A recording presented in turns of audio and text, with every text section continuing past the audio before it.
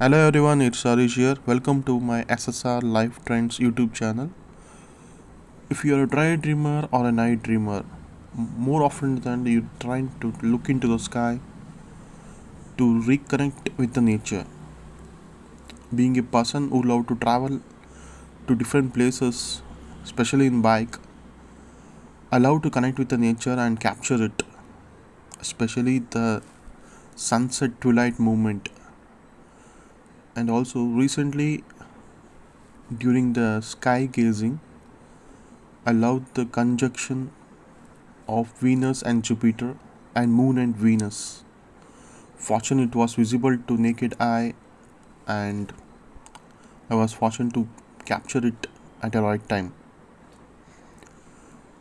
Moreover than not, being star and moon gazer, exposure to moonlight can be feeling of awe and peace with sense of connection to the universe.